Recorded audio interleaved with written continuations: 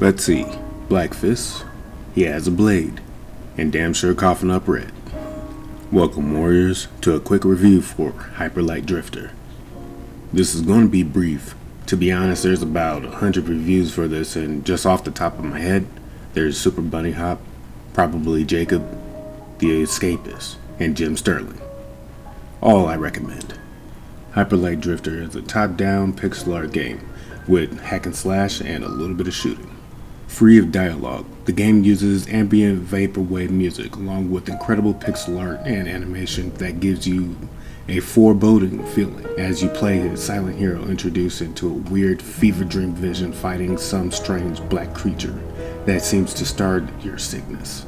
That's what the story starts off as, and you really just know yourself as a drifter, some humanoid fighter with blue skin that can kick ass and take names. Along the way, you are led by a jackal towards the fragments you need to collect and bosses to kill in order to kill the core. With the story being nothing but visuals, several interpretations of what it means pop into mind. Either you are stopping a plague you yourself are affected with due to the abnormal experimentations led by a strange deity of death, or you're stopping some strange stagnation of life and renewing a cycle with the next step being death. The thing is, no matter what, at the end you're going to die, but with the little cutscene of a revived drifter standing in a clear pool of water as the world seems a little less dark. There are lore buffs and assumptions about this world that could do better than anything I could assume, but I have to say one thing, that is, this game has a soul and passion behind it. Also, death is a major factor. One of the founders and lead designers of Heart Machines, the game's creator, has a congenital heart disease that could take his life at any moment. Fortunately, to this day, the man's still going, and Hyper Light Breaker, a sequel, is on its way as a third game for their company. Either way, this exemplifies how fleeting life is, and to create with all your passion as if everything is close to an end, and inspiring you when you see what someone is willing to do to accomplish their dreams. So that is something I feel helps me, or points out a fact that I am lucky to be alive and fortunate to work on my ideas. Putting away the melancholy, the gameplay is simple but meaningful. In 4 different locations you go around the world collecting items and fighting the different races of people and discovering the tragedies that befell their cultures, which may be another gesture of the darkness. To the right of the map, warrior frogs attacked and slaughtered a village of seemingly peaceful otters, enslaving those that were still alive or skinning those who were unfortunate. Heading towards your goal of a pillar, you have to fight a corrupted frog almost 20 times your size and kill the guy to get to the pillar. Each pillar is usually active only with 4 of the fragments, which there are 8 scattered throughout the area. Going north, you fight a cult of bird people who seem corrupted by the power, and even burn others who do not follow their ways, and only a small outcrop of an elder and a few young ones hidden away remain as a hope before you face off a boss with weird magic that causes explosions and lasers while being several times larger than you. On the west side, you face against what may be the drifter race, at least in my thoughts. The majority of the civilization is encased in crystals from malfunctioning cannons used to kill weird giants, brought to life for some unknown reason.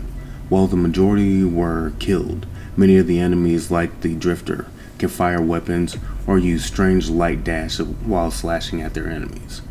The corruption of the area making them kill on sight. This is also apparent as the boss of the area uses a sword and gun to try and kill you. The corruption making him only slightly bigger, but also able to use the crystals as well from his body.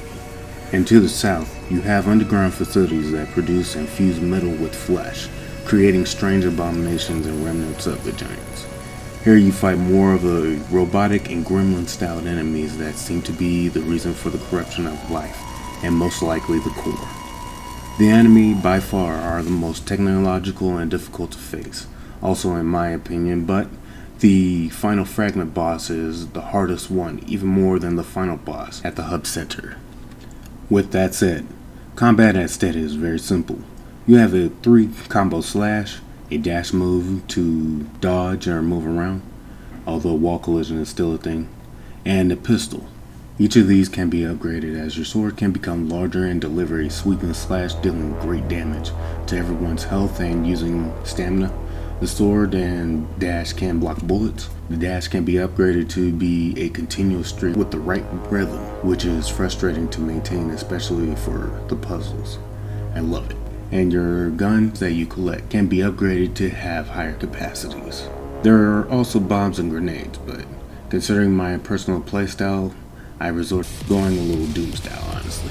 The upgrades come in the collectible fragment chips, with 4 pieces that you find across the world map, and in many secret rooms or even enemy corpses.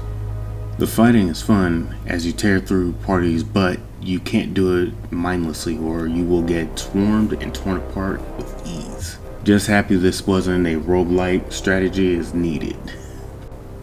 If I had to complain, your sword combo is short or weak, but that does lead to the Doom strategy. The aiming of the guns feels a little bit janky at first, but that comes with practice, and they're also a little strong. And I learned to quick draw, that way any enemies that came by were obliterated. The dashing sometimes feels unfair, as going too slow or too quick will leave you vulnerable or thrown into a wall. But like the proper heartbeat, the rhythm is what keeps you going. Hyper Light Drifter is a 9 out of 10 or a 4.5 out of 5. I haven't decided yet. Play it and see someone else's passion like a dying wish. This is Black Fist and Red Blades signing out.